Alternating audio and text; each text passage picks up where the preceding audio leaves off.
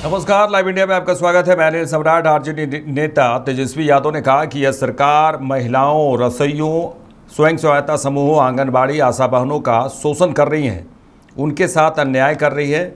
जब हमारी सरकार बनेगी तो हम इन सभी को न्याय दिलाने का काम करेंगे। उन्होंने कहा कि मात्र 1600 रुपये महीना इस महंगाई के दौर में, इससे उनका क्या होगा।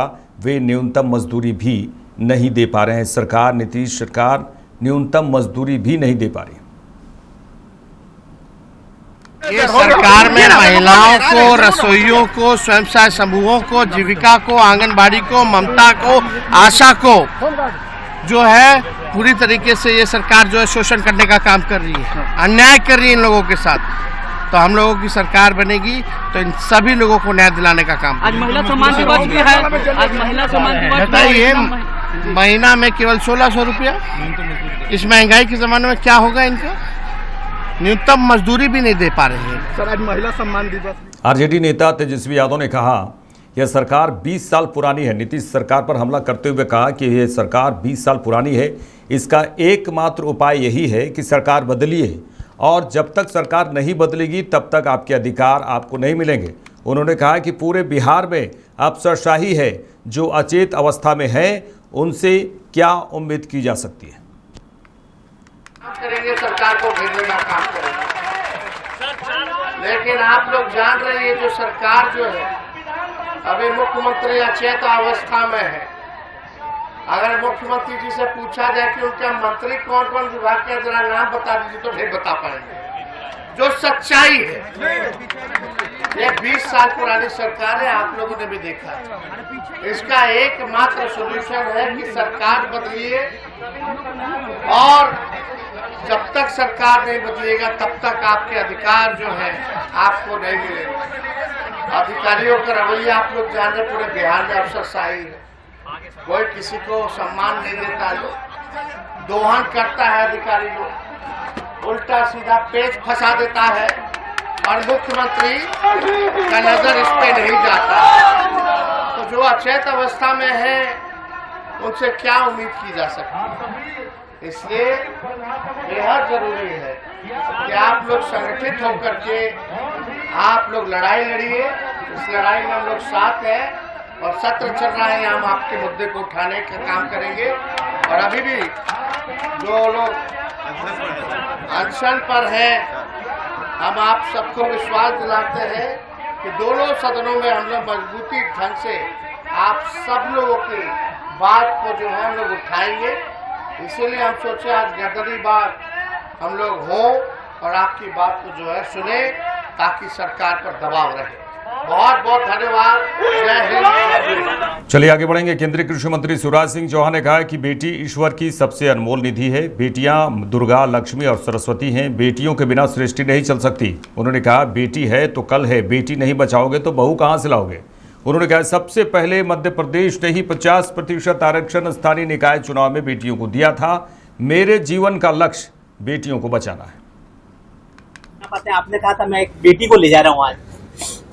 देखिए, बेटी दुनिया की ईश्वर की सबसे अनमोल निधि है। बेटियां दया, प्रेम, स्नेह, करुणा, आत्मीयता, मैं तो कहता हूं दुर्गा, लक्ष्मी, सरस्वती सब बेटियां हैं। बेटियों के बिना सृष्टि नहीं चल सकती। बेटी है तो ही कल है। बेटी नहीं बचाओगे तो बहू कहां से लाओगे। और इसलिए मैं तो बचपन से ही बेटियों के लिए काम करता रहा हूं। मध्य प्रदेश में पहली बार मुख्यमंत्री बनने के बाद लाडली लक्ष्मी योजना बनाई थी, जिसमें हमने तय किया था कि मध्य प्रदेश की धरती पर बेटी लखपति ही पैदा होगी। हम पैदा होते ही इतना पैसा सरकारी खजाने से उसके अकाउंट में डालते हैं कि वो पढ़ाई में भी काम आता है, और जब बड़ी होती है तो 1 लाख रुपया से ज्यादा उसको मिल जाता है। कन्या विवाह जैसी योजना बनाई मुख्यमंत्री रहते हुए मैंने। 50% रिजर्वेशन स्थानीय निकाय के चुनाव में सबसे पहले बहनों को अगर दिया तो मध्य प्रदेश ने दिया। एक नहीं, योजनाओं की श्रृंखला है। हमने ये भी तय किया कि संपत्ति अगर बेटी, बहन या पत्नी के नाम पे कोई खरीदेगा तो स्टाम्प शुल्क नाम मात्र का लगेगा, ताकि बेटियों के नाम भी मकान, दुकान, खेत हो सके। तो बेटी बचाना मेरे जीवन का मिशन है। लाडली बहना जैसी योजना भी मध्य प्रदेश की धरती से उपजी, जिसने बहनों का आर्थिक सशक्तिकरण किया है। और मैं सबको यही संदेश देना चाहता हूं कि बेटियों को स्नेह करें, प्रेम करें, बेटियों को सम्मान दे, बेटियों को आगे बढ़ाए। सर दहेज आगे बढ़ेंगे। उत्तर प्रदेश के मुख्यमंत्री योगी आदित्यनाथ ने मथुरा के बरसाना में श्री राधा बिहारी इंटर कॉलेज में पूजा अर्चना की, जहां रंगोत्सव 2025 की शुरुआत हुई। उत्तर प्रदेश के मुख्यमंत्री योगी आदित्यनाथ ने मथुरा में रंगोत्सव 2025 का शुभारंभ करते हुए कहा कि प्रधानमंत्री नरेंद्र मोदी के नेतृत्व में अब दिल्ली में भी राम भक्तों की सरकार आ गई है। उन्होंने कहा है कि मैं आज इस अवसर पर आप सभी को होली की बधाई देता हूं। यहाँ के तीर्थों की यह मान्यता है कि बरसाना साक्षात ब्रह्मा जी का प्रतीक है। होली आपसी सद्भाव का त्यौहार है। अवसर पर, क्योंकि इस समय उनका आशीर्वाद विशेष रूप से इस भूमि को प्राप्त होता है, और इसीलिए इस अवसर पर मैं उनके चरणों में अपने सभी माननीय जनप्रतिनिधियों के साथ पूज्य संतों के सानिध्य में निवेदन कर लूं और इस बात के लिए आश्वस्त कर लूं कि उनकी कृपा बनी रहे। यहां का विकास होगा, पूरा विकास होगा। जैसे अयोध्या में, जैसे प्रयागराज में, जैसे काशी में, जैसे मां विंध्यवासिनी धाम में आपको दिखाई दे रहा है, यही हर विकास के कार्य यहां पर इसी रूप में आगे बढ़ेंगे। और अब तो जो हमारे पूज्य संतों की चिंता हुआ करती थी कि यमुना मैया के बारे में भी तो कुछ होना चाहिए। और बहनों और भाइयों, मैं आज आप सबसे कहने के लिए आया हूं, कि यमुना मैया अब तो दिल्ली में भी राम भक्तों की सरकार आ गई है आदरणीय प्रधानमंत्री जी के नेतृत्व में। तो ये मान करके चलिए कि यमुना मैया भी अब मां गंगा की तर्ज पर अविरल और निर्मल होकर के फिर से 5000 वर्ष पुरानी स्मृतियों को, जब हमारे कृष्ण कन्हैया यमुना मैया की गोद में वहां पर अपने बाल बालों के साथ जब वहां पर डुबकी लगाया करते थे, वह दृश्य फिर से हमें इस भूमि पर देखने को मिलेगा। और यह दिन बहुत दूर अब नहीं रहा। और इसीलिए आज के इस अवसर पर आप सबको मैं होली की अपनी मंगल में शुभकामनाएं देता हूं, बधाई देता हूं। वैसे भी यहां के तीर्थ के बारे में यह मान्यता है कि बरसाना तो साक्षात ब्रह्मा जी का प्रतीक है।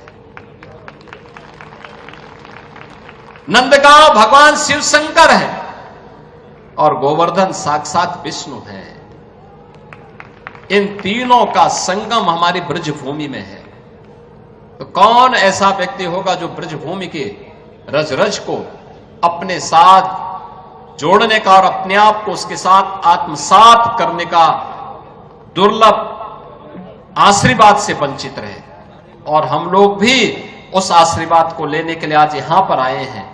आज के इस अवसर पर, आज जब पिछले कई दिनों से मैं सुन रहा था होली के आयोजनों के साथ अलग अलग जगहों पर अलग अलग कार्यक्रम चल रहे हैं, तो मैंने भी चौधरी साहब से कहा, यहां के माननीय जनप्रतिनिधियों से कहा, मैंने कहा मुझे भी चलना है, कोई तिथि बताइए।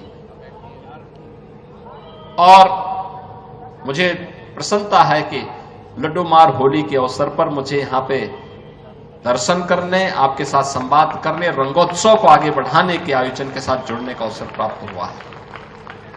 कल विश्व प्रसिद्ध लठमार होली है, कितना अद्भुत है। कोई बैर भाव नहीं, कोई किसी से शत्रुता नहीं। होली तो आपसी सद्भाव का त्योहार है, मेल भाव के साथ दूरियां को कम करने का त्योहार है, एकता के सूत्र में जोड़ने का जो संदेश महाकुंभ ने दिया है, होली उसकी पुष्टि करता है, उसको और मजबूती प्रदान करता है। खूब उत्साह के साथ, खूब उमंग के साथ सनातन परंपरा के सद्भाव को, सौहार्द को एक एक भारतीय तक पहुंचाने की आवश्यकता है। और आपको इस बात के लिए आश्वस्त करते हैं, बाकी तो चिंता ये डबल इंजन की सरकार करेगी।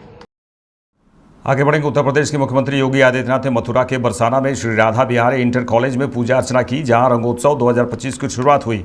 उत्तर प्रदेश के मुख्यमंत्री योगी आदित्यनाथ ने कहा कि महाकुंभ के भव्य आयोजन के बाद आज मैं होली की शुभकामना देने और राधा रानी के चरणों में नमन करने बरसाना आया हूं। हमारी ब्रज भूमि भारत के सनातन धर्म की अगाध श्रद्धा की भूमि है और यह हमारा सौभाग्य है कि बाबा विश्वनाथ का धाम काशी, मर्यादा पुरुषोत्तम राम की पावन जन्मभूमि अयोध्या और लीलाधरी श्री कृष्ण की जन्मभूमि और लीला भूमि मथुरा, वृंदावन और बरसाना उत्तर प्रदेश में है।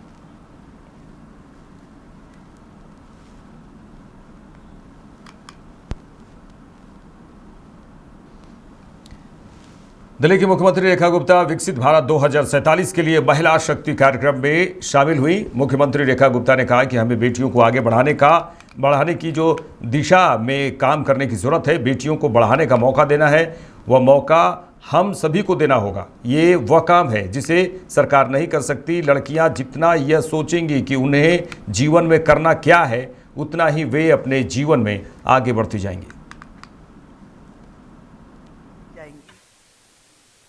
फिर तीसरे मुकाम पे आए कि बेटी बढ़ाओ। यस, इस दिशा में काम करने की जरूरत है कि बेटी को बढ़ने का मौका देना है और वो मौका हम सबको ही देना है। यदि आज हम उसके लिए नहीं सोचेंगे तो फिर कौन करेगा? ये काम वो काम है जो सरकारें नहीं करने वाली। सरकार अपॉर्चुनिटी दे सकती है, पर उसको मौका आपने देना है। वो मौका देने के लिए उस परिवार की माँ, उस सोसाइटी में टीचर और ऐसे सामाजिक लोग जो उन बेटियों को मौका दें कि बताओ तुम क्या करना चाहती हो। संस्था के माध्यम से, समाज के माध्यम से, सरकारों के माध्यम से उसे काम मिले, वो आगे बढ़ सके।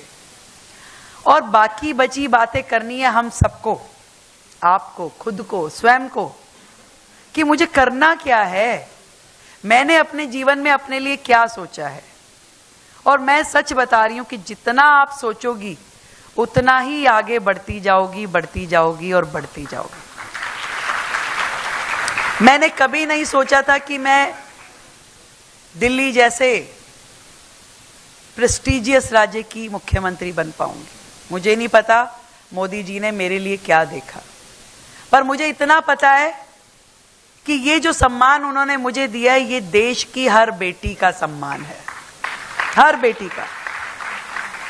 और एक मौका मिलना चाहिए बेटियों को, बस दे कैन प्रूव देमसेल्फ, अपने आप को वो प्रूव कर। दादर एवं नगर हवेली सिलवासा में प्रधानमंत्री नरेंद्र मोदी ने नमो अस्पताल के प्रथम चरण का उद्घाटन किया। प्रधानमंत्री नरेंद्र मोदी का सिलवासा में लोगों ने गर्मजोशी से स्वागत किया। प्रधानमंत्री नरेंद्र मोदी ने नमो अस्पताल के पहले चरण का उद्घाटन किया है और साथ ही सिलवासा में केंद्र शासित प्रदेश के लिए 2580 करोड़ रुपए से अधिक की लागत वाली कई विकास योजनाओं का उद्घाटन और शिलान्यास भी किया। प्रधानमंत्री नरेंद्र मोदी ने कहा कि आज हमारा सिलवासा, ये प्रदेश एक आधुनिक पहचान के साथ उभर रहा है। सिलवासा एक ऐसा शहर बन चुका है जहां हर जगह के लोग रह रहे हैं। यहाँ का कॉस्मोपॉलिटन मिजाज बताता है कि दादर और नगर हवेली में कितनी तेजी से नए अवसरों का विकास हुआ है। वहीं प्रधानमंत्री नरेंद्र मोदी ने कहा कि दादर और नगर हवेली, दमन और दीव हमारे लिए केवल एक केंद्र शासित प्रदेश नहीं है, यह हमारा प्रदेश गर्व है। ये प्रदेश पर हमारा गर्व है, हमारी विरासत भी है। इसलिए हम इस प्रदेश को एक ऐसा मॉडल स्टेट बना रहे हैं जो अपने समग्र विकास के लिए जाना जाए। हवेली, दमन और दीव हमारे लिए केवल एक केंद्र शासित प्रदेश नहीं है, ये संघ प्रदेश हमारा गर्व है, हमारी विरासत भी है। इसलिए हम इस प्रदेश को एक ऐसा मॉडल स्टेट बना रहे हैं जो अपने समग्र विकास, होलिस्टिक डेवलपमेंट के लिए जाना जाए। मैं चाहता हूं ये क्षेत्र जाना जाए अपने हाई टेक इंफ्रास्ट्रक्चर के लिए,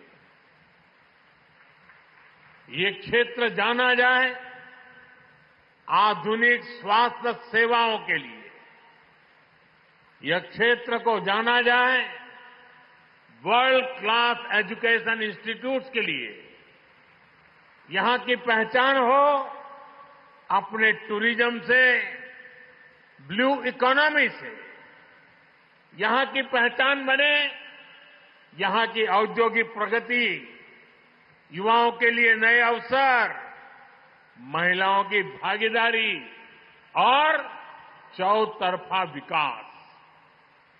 भाई वर्षों पहले मुझे यहां बहुत बार आने का अवसर मिलता था। सिलवासा और पूरा दादरा नगर हवेली, दमन दीव, उस समय क्या हालत थे, कितना अलग था। और लोगों को भी लगता था कि समंदर के किनारे छोटी सी जगह, वहां क्या हो सकता है। लेकिन मुझे यहां के लोग, यहां के लोगों के सामर्थ्य पर भरोसा था, आप पर भरोसा था।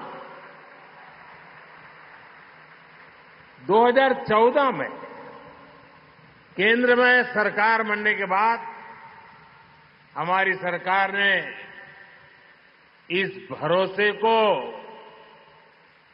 शक्ति में परिवर्तित कर दिया, उसे आगे बढ़ाया। और आज हमारा सिलवासा, ये प्रदेश एक आधुनिक पहचान के साथ उभर रहा है। सिलवासा एक ऐसा शहर बन चुका है जहां हर जगह के लोग रह रहे हैं। यहां का ये कॉस्मोपॉलिटन मिजाज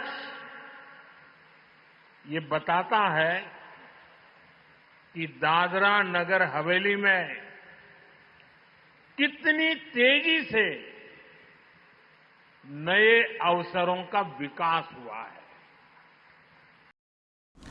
केंद्रीय मंत्री रामदास अठावले ने कहा कि 8 मार्च को महिला दिवस है। जिस तरह एकनाथ शिंदे के नेतृत्व में लाडली बहना योजना की शुरुआत हुई थी, उसका बहुत बड़ा फायदा हमारी सरकार आने में हुआ था। तब एकनाथ शिंदे ने कहा था कि हम महिलाओं को 2100 रुपये महीना देंगे। पैसे आने वाले हैं, कल आएंगे, किस तरह से देखते हैं? क्या मुझे लगता है कि कल अंतर्राष्ट्रीय महिला दिन है, 8 मार्च को महिला दिन आता है। जिस तरह लाडली बहनाओं की स्कीम एकनाथ शिंदे साहब के नेतृत्व में देवेंद्र फडणवीस, अजय पवार जी ने अनाउंस की थी, तो उसका फायदा बहुत बड़ा हुआ अपने सरकार आने में। और तब एकनाथ शिंदे जी ने बताया था कि भाई 2100 रुपये हम देंगे। तो मुझे लगता है कि वो शब्द पालना चाहिए सरकार ने। सरकार के कोष पर थोड़ा ज्यादा इफेक्ट हो सकता है, लेकिन अभी ऐसा बोलना ठीक नहीं है कि भाई ऐसा नहीं अनाउंस किया था। अनाउंस किया था, मैं कोल्हापुर के सभा में मैं था, वहां मुख्यमंत्री जी ने और जो पेपर बनाया था उसमें हमारी सरकार आएगी तो 2100 रुपये देंगे हर महीना, ये मतलब उसमें था। लेकिन अभी ऐसा बोल रहे ठीक नहीं है। तो महिलाओं को ये आने वाले बजट में मेरी मांग है, सूचना है कि महिलाओं को हर महीना 2100 रुपये देना है। आप नेता प्रियंका कक्कड़ ने कहा कि मैं चाहती हूं कि प्रधानमंत्री नरेंद्र मोदी ने दिल्ली की जनता से जो वायदे किए थे कि दिल्ली में अरविंद केजरीवाल द्वारा शुरू की गई कोई भी स्कीम बंद नहीं होगी, बल्कि बीजेपी की अन्य नीतियां शुरू होंगी, उन पर काम करें। मोहल्ला क्लिनिक महिलाओं और वृद्धों के लिए बहुत लाभदायक थे। आप चाहें तो इन मोहल्ला क्लिनिकों का नाम बदलकर प्रधानमंत्री मोदी रख लीजिए, लेकिन इन सेवाओं को जारी रखिए। आप क्या चाहती हैं इसमें? देखिए, मैं चाहती हूँ कि नरेंद्र मोदी जी ने जो वादे किए थे देश हमारी दिल्ली की जनता से कि वो अरविंद केजरीवाल जी की चल रही कोई भी स्कीम को बंद नहीं होने देंगे, वो चलती रहेगी, और साथ में एडिशनल प्रॉमिसेस किए थे उन पर काम करें। ये नेगेटिव पेटी पॉलिटिक्स से उठना होगा बीजेपी को। इतनी स्टडीज हैं जो मैंने पढ़ के भी सुनाई जो कहती हैं कि अंडर सर्व्ड के लिए, विमेन के लिए, एल्डरली के लिए ये एक बहुत ही सक्सेसफुल मोहल्ला क्लिनिक्स रहे जहां पर उनको प्राइमरी हेल्थ केयर मिल जाती है, जहां पे उनको फ्री दवाइयां मिलती हैं, जहां आप सोचिए एक लेबरर जो योगदान कर रहा है दिल्ली के डेवलपमेंट में, उसको छुट्टी नहीं लेनी पड़ती, अपनी दिहाड़ी नहीं गंवानी पड़ती, वो जाकर अपना टेस्ट कोलेस्ट्रॉल, किडनी, LFT सब कुछ मुफ्त में करा सकता है। आप ऐसे सिस्टम को बंद मत कीजिए, आप इनका नाम बदल दीजिए, आप इनका नाम नरेंद्र मोदी जी के ऊपर रख दीजिए और इन सर्विसेज को कंटिन्यू। मोतिहारी के ऐतिहासिक गांधी मैदान में 2 दिवसीय सौर वेदनम उत्सव का आयोजन किया गया। बिहार के राज्यपाल आरिफ मोहम्मद खान ने कार्यक्रम का उद्घाटन किया। कार्यक्रम में भारतीय सेना, वायुसेना, नौसेना के जवानों ने अपना पराक्रम दिखाया। सेना के जवानों ने एयर ग्लाइडिंग का प्रदर्शन किया। उन्होंने मार्च पास्ट कर अतिथियों का अभिवादन किया। साथ ही आधुनिक सैन्य हथियारों और तकनीक की प्रदर्शनी भी लगाई। इस 2 दिवसीय आयोजन का मुख्य उद्देश्य युवाओं को भारतीय सेना की कार्य प्रणाली से परिचित कराना है, साथ ही उनमें राष्ट्रभक्ति की भावना को मजबूत करना है। पूरे जिले की नजरें इस भव्य आयोजन पर टिकी हैं, जहां सेना की आधुनिक शक्ति का प्रदर्शन किया जा रहा है। भारी संख्या में लोग वहां पहुंचे, युवा वहां पहुंच रहे हैं। राज्यपाल आरिफ मोहम्मद खान ने कहा कि हमारे सैनिक हर मौसम में देश की सीमाओं की रक्षा करते हैं। उन्होंने कहा कि प्रधानमंत्री नरेंद्र मोदी हमेशा सेना के शौर्य को सम्मान देने की प्रेरणा देते हैं। तीनों सेनाओं की यह प्रदर्शनी उनके पराक्रम की मिसाल है।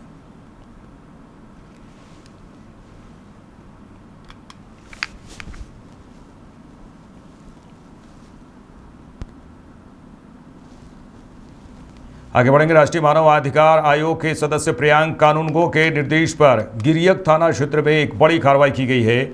आपको बता दें कि ये कार्रवाई बड़ी कार्रवाई जिसे कहते हैं, नालंदा में ये बड़ी कार्रवाई हुई है। ऑर्केस्ट्रा संचालकों के अड्डों पर छापेमारी की गई।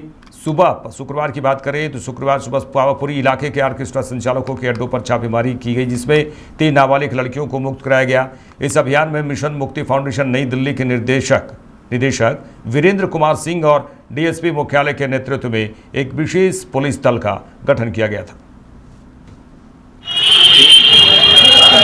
नमस्कार, मेरा नाम वीरेंद्र कुमार सिंह है। मैं डायरेक्टर हूँ मिशन मुक्ति फाउंडेशन का दिल्ली से। हमारे पास एक गुप्त सूचना मिली थी कि कुछ लड़कियों को, नाबालिग लड़कियों को रख करके ये ऑर्केस्ट्रा में अश्लील डांस कराया जा रहा है नालंदा डिस्ट्रिक्ट में। जिसके बाद हमारी सहयोगी संस्था आइडिया से हम लोगों ने इसका वेरिफिकेशन कराया। वेरिफिकेशन के दौरान जब ये इसकी सत्यता पाई गई, जिसके बाद तुरंत हमने राष्ट्रीय मानवाधिकार आयोग को पत्र लिख करके इसमें जानकारी दी। तत्काल इनका संज्ञान लेते हुए माननीय प्रियांक कानूनगो जी ने SP नालंदा को एक लेटर भेज करके इसमें रेस्क्यू के लिए डायरेक्शन दिया।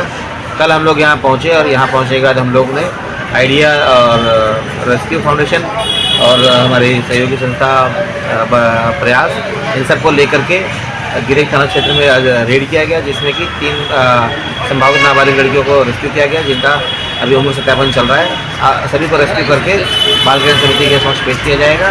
पेश करने के बाद तत्पश्चात इनको घर भेजने की कार्रवाई। मेरे साथ इस बुलेटिन में इतना ही। देश दुनिया की तमाम खबरों के लिए देखते रहे लाइव इंडिया। नमस्कार।